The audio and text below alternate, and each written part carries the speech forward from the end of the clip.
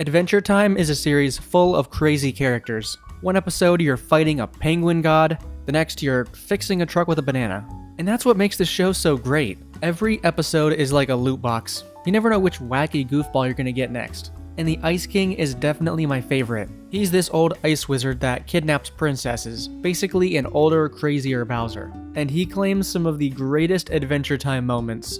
She's 13 years old now. Oh, dang it! Well, I'm out of here. Goodbye, everyone. Good morning, madness. What? Broken leg again? I will show you the true jerks. Behold! It's too dark. Behold! Behold!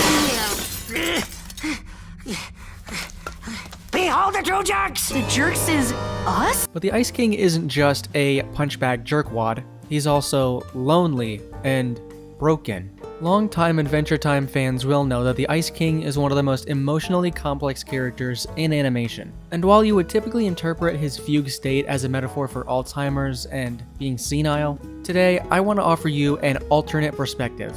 This won't conflict with the original interpretation, it's just another way of looking at this character. Today, I want to show you why the Ice King is actually a metaphor for the male loneliness epidemic.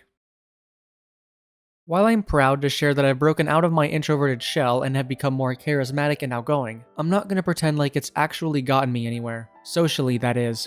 I am certainly happier after embracing absurdism and becoming more carefree and confident, not afraid to converse, but it hasn't really introduced any relationships with new friends. I didn't adapt hoping for crazy popularity and attention. I did it because I thought it would attract some equally social people, as barely any of my high school friends stuck around nor kept in touch post-graduation, and I can finally make a couple friends, but nothing. Despite now striving for friendliness at my work and in public, not much has amounted from it. No matter how cheery I aim to be, whether sincere or out of desperation for a human connection, I'm still invisible. I shouldn't be surprised, though this is apparently quite the plague on my generation. People globally are reporting how difficult it is to make friends nowadays. We're all just so alienated from each other, and it gets to me some nights. I feel pretty isolated and anxious when I'm at home.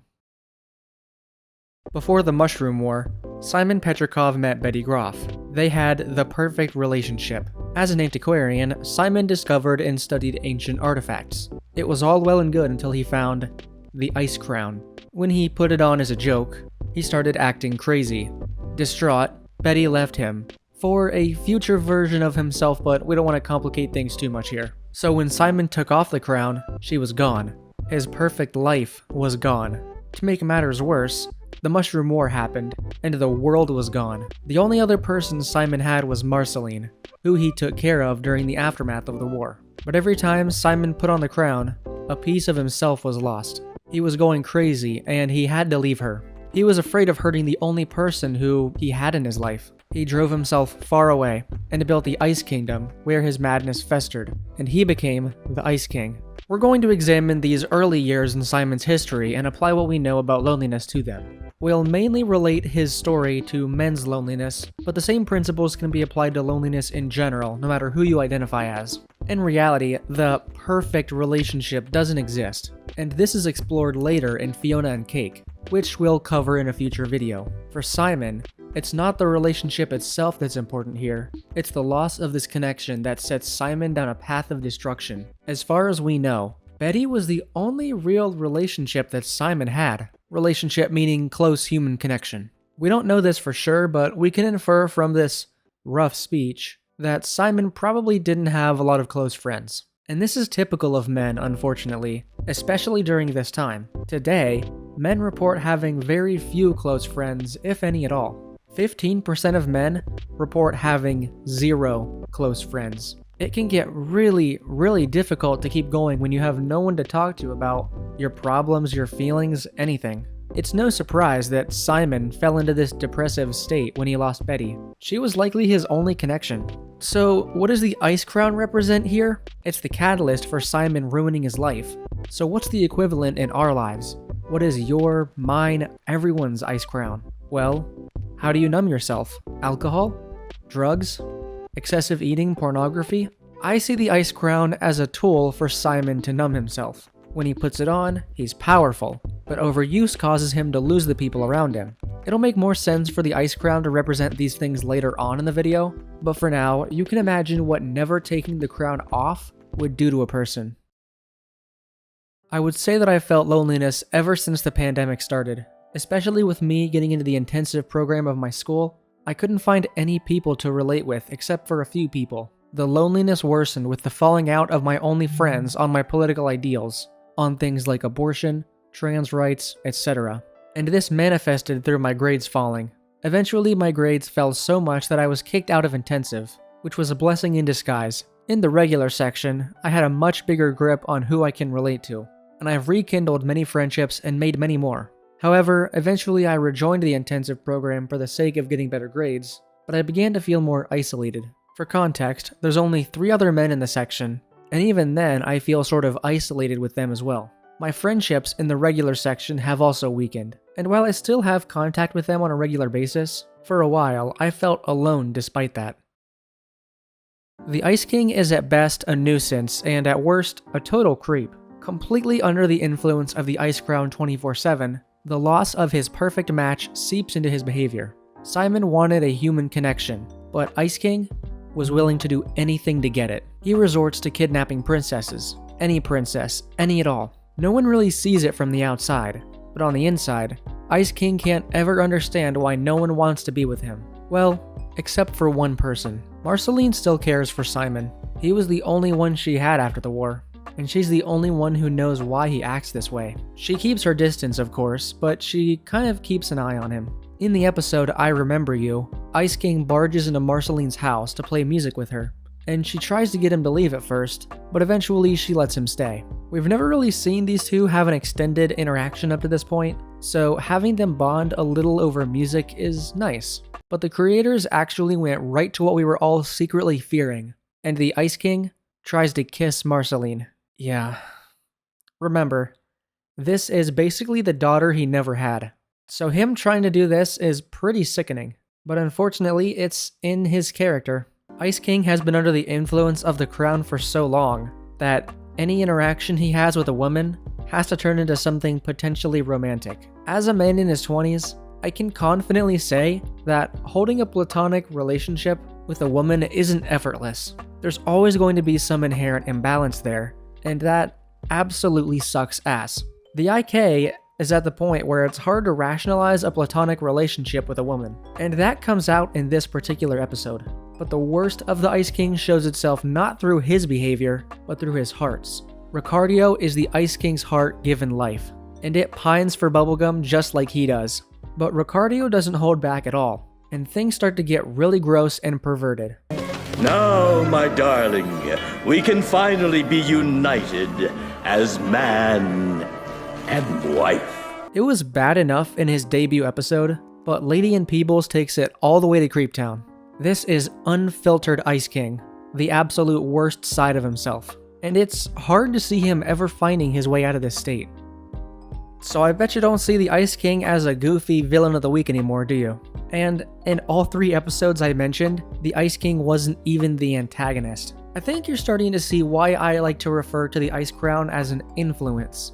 The longer he wears it, the more out of touch with reality he becomes. And just like how we attempt to escape reality through our own addictions, he can't escape his. The longer you rely on these things instead of opening up to people, the more lost you become. And I'd say the Ice King was the most lost he's ever been at this moment. But Ice King does still have some restraint, I suppose. After all, he's mostly capable of functioning day to day. If you don't know his history, you'd be forgiven for mistaking him for someone with a healthy social life. But Ricardio takes Ice King's restraint and throws it out the window. Ricardio symbolizes what happens when you give up, when you sink deeper and deeper into your own self-doubt, and you stop trying. Stop trying to do what? Trying to make those meaningful connections, the real connections, like the one he had so long ago. The Ice King is lonely. He's the very definition of loneliness, and the Ice Crown only enables him to continue with his loneliness. And with this isolation comes depression, because in a number of episodes, we've seen Ice King go through poor body image, anger issues, and everything that accompanies negative self-talk. The Ice King, for one reason or another, struggles with making connections. just like a lot of men today. For some reason, we just can't seem to make friends like we used to, right? Things just got complicated, I guess. And these feelings of isolation only serve to drive us in unhealthy directions, making us even lonelier than before. It's a cruel cycle of torment.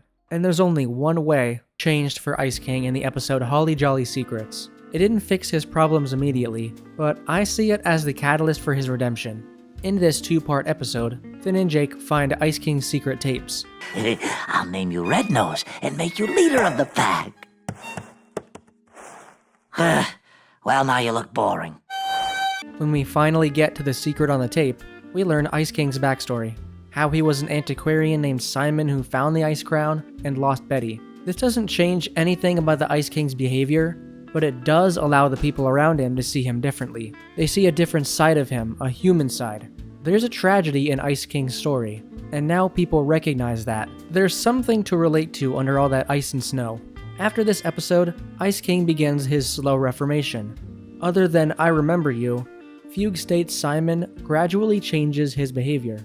He starts to develop other relationships. We get to see episodes where he hangs out with other people, and he's not the antagonist. He even gets the chance to hang out with both Marceline and Bubblegum in a platonic fashion in the episode Broke His Crown. They sing karaoke and have dinner for a few minutes before the inciting incident of the episode kicks in. Call me whatever you want. This is the best date I've been on since my last date. This is not a date. Neither was the last one. It was a robbery. His vulnerability in Holly Jolly Secrets has inevitably led to a softer Ice King, one who is understood a little bit better. King's ransom shows how far he's willing to go to get Gunther back, which highlights how having a pet can make the biggest difference to someone who is lonely. In fact, that's probably another factor that led to the Ice King's redemption. Having a pet counts as a connection, and while it can't always help, it can be a great first step if you're having trouble making friends. But by far, the most important episode for Ice King's development is Season 9's Bespoken For, which shows us future Betty's acceptance that Ice King isn't Simon.